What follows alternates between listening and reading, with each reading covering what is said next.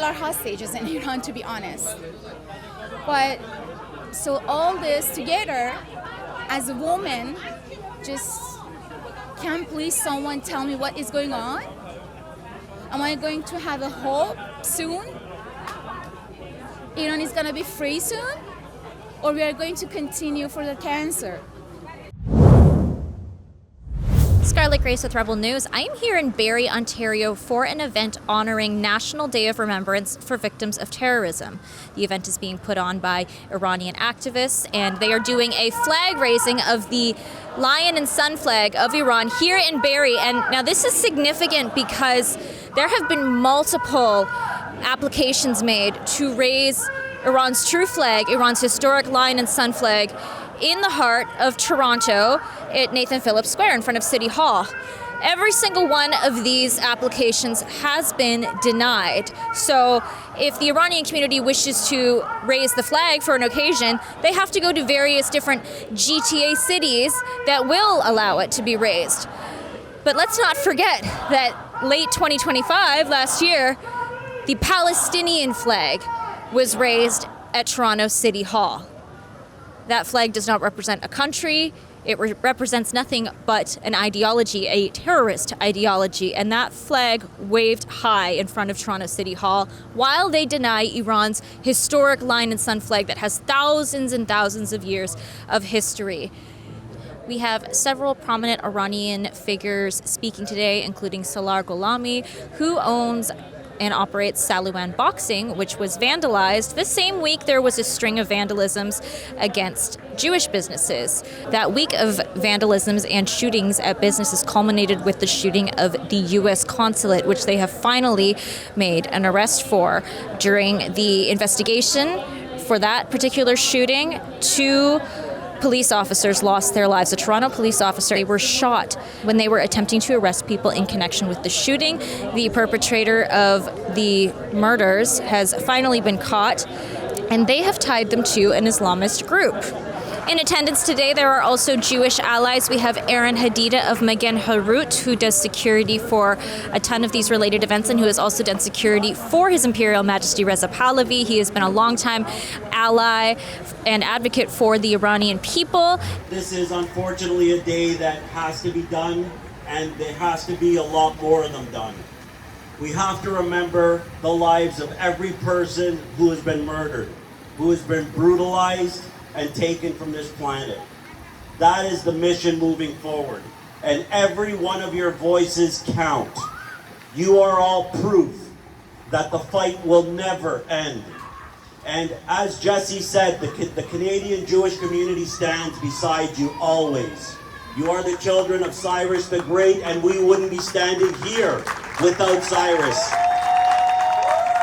We also have Jesse from Stand With Us, who made a speech as well. The Jewish people stand in solidarity with the Iranians during this time. What an honor it is to be here today to join you in raising the lion and the sun flag, a representation of one of the most beautiful, richest, and greatest civilizations in human history.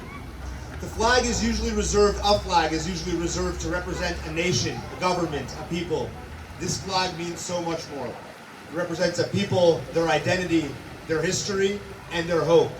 And I'm here to assure you today that in that quest, in that hope, the Jewish community and all good, peace-loving, democratic people in Canada stand with you in that hope.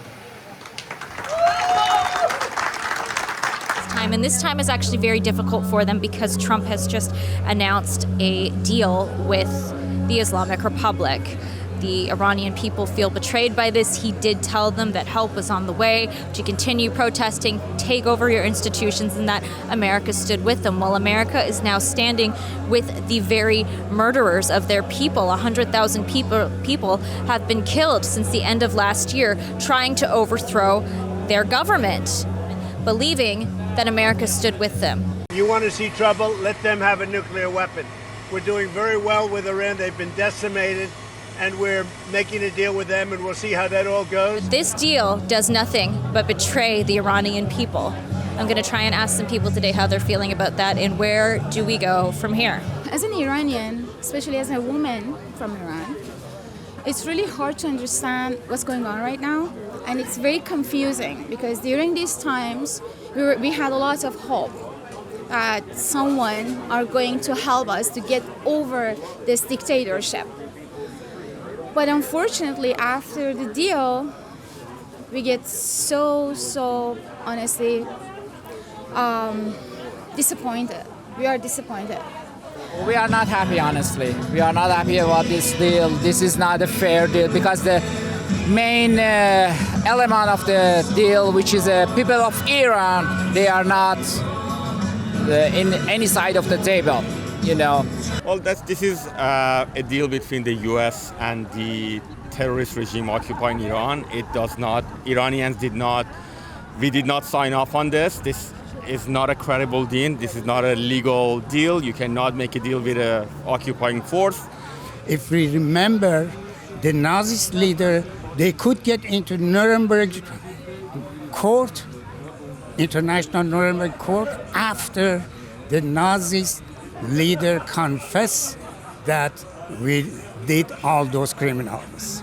So this is, in the surface is agreement, but at the background, it could be a lot of things we don't know. One of the things that I just want to make sure we do is for having 1 minute of silence in memory of the victims of terrorism and more than 40,000 people who were killed by the regime in 2 days in January.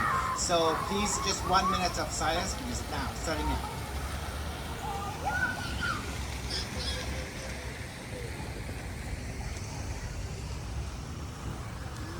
So in light of the recent deal that Trump's trying to make with the Islamic Republic, you're not Iranian, but you're part of the Jewish community. What would your message be to the Iranian community right now? Don't lose hope. Stand up, fight like you do every day of the week. Do not lose hope. This is not going to be decided by some politician or even a president. This is going to be decided by God. What's right is right, what's wrong is wrong, and this is wrong. And innocent people are dying and being tortured and suffering every day of the week, and that's wrong. And it has to change. We have to fight it with everything we have. The Jewish community is right behind the Iranian community, and we always will be, because after October 7th, we looked beside us, and the only one standing with us was the Iranian community, period. We're in such a sensitive time right now. I know a lot of us are so worried about our families in Iran, and we might feel confused. Why is President Trump suddenly turning his back on Israel? Why is J.D. Vance saying so many questionable, disrespectful comments? But you ultimately have that political influence. So you don't need to be elected. You don't need to even have a think tank. Just by showing up, by attending, you have so much power. So please keep doing this. Come out. It's not easy, I know. The weather's so nice, you want to go relax, but right now the regime, you're making them upset by coming out here, and that's your power. Make them angry by being unified. Show that flag, stay unified, and we will get our country back. And soon we'll have Shahzadeh, our Crown Prince Reza Pahlavi, speak in Parliament in Ottawa with our great conservative MPs and standing by their side. That's something that, unfortunately, I can say that most of the politicians today close their eyes on the massacre that happened on the January 8 and 9. This is the latest one that's happened. And we are not happy. We are not happy with whatever President Trump says, or even his Vice President, J.D. Vance. No, we are not happy. We are not happy at all. Yes, it's not a deal for us. Iranians don't see that as a deal whatsoever. It's like someone has stage 4 cancer, and the doctors start to treat it, and it became stage 1, and then they leave it. Okay, then we are done. No, you have to finish it. So if you don't finish your job that you started, of course, we get confused, we get mad, we get sad, especially after the genociding that they did. Other than 47 years that they keep killing people, till a couple of years ago, in the name of God, they were the mask, we are from God. Now they're really open. They don't even hesitate to hide it. So they're killing people freely, easily, and everybody in the world are watching. And we are not facing just one person. We are facing many countries against the Iranian people. So you believe there's more to the deal? There's stuff going on behind the scenes. Don't give up hope yet. Yes, because what we know that none of the regime in the whole entire history, if doesn't have an internal legitimacy, cannot exist. This regime has a problem with the legitimacy within people of Iran and also abroad. I mean, they are against, a lot of countries that are against, this regime.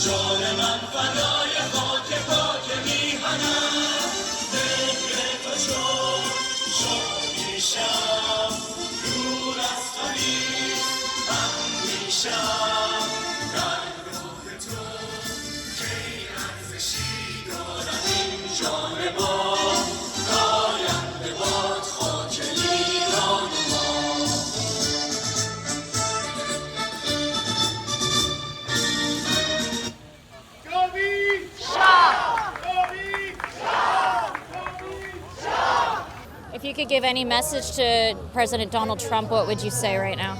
I'm an ordinary Iranian, but I'm gonna, based on my living experience and based on knowing these people, I can say that he's doing the massive and huge mistake. That's I can say. You can never make a deal with a terrorist regime. If you ever imagine you can make them change, I should say you're really wrong. It's just not going to happen. They're going to stab you in the vest, in the back. So far, they've been taking it bad on us. They will never stay contained in Iran. And they will come here. They are already here. They'll expand here. And they'll be hunting everybody in the West. So the next would be us here. I'll just tell you that. Anything that you do that reinforces or legitimizes the Iranian regime means you're opening doors to major terrorism in the West. So we are fighting for many countries in Europe. We are fighting for other countries that they have advantage from government of Iran. When I'm saying government, don't say I don't believe they're government. People are hostages in Iran, to be honest. But so all this together, as a woman, just can please someone tell me what is going on? Am I going to have a hope soon? Iran is going to be free soon? Or we are going to continue for the cancer? That's my feeling, to be honest with you. It's great to be here. My name is Lana Barkin. I'm here on behalf of Honorable Andrea Kenchin, the Member of Provincial Parliament for Barrie Innisfil, Ontario's Minister of Red Tape Reduction. MPP Kenchin would like to honor today's event with a scroll, and I will read the scroll on her behalf. As your Member of Provincial Parliament for the riding of Barrie Innisfil, I am honored to recognize 5th National Day of Remembrance for Victims of Terrorism today on June 20th, 2026. It is my privilege to join you all today on behalf of the Province of Ontario to recognize the 5th National Day of Remembrance for Victims of Terrorism. This day provides an opportunity to honor the memory of those whose lives were taken or forever changed by acts of terrorism. We remember the victims, stand with survivors, and ensure that their stories and legacies are never forgotten. We also stand shoulder to shoulder in confronting the profound impact that terrorism has on families, communities, and nations. As we reflect on the consequences of hatred and violence, we reaffirm our commitment to promoting peace, safeguarding our communities, and upholding the values of democracy, freedom, and respect that unite us. Sincerely, Andrea Kenjan, MPP for Barrie Innisfil. If you stand with the Iranian people in their continuous fight for freedom, please head to CanadiansForAFreeIran.com. Iranians come here and they contribute greatly to our country. They are not welfare bums. They are educated doctors, lawyers, engineers. They come here and they improve our country and they embrace our values because we share the same ones. They love our country. They always represent it with the flag at these kinds of events. So please stand with them like they stand with Canada. That's CanadiansForAFreeIran.com.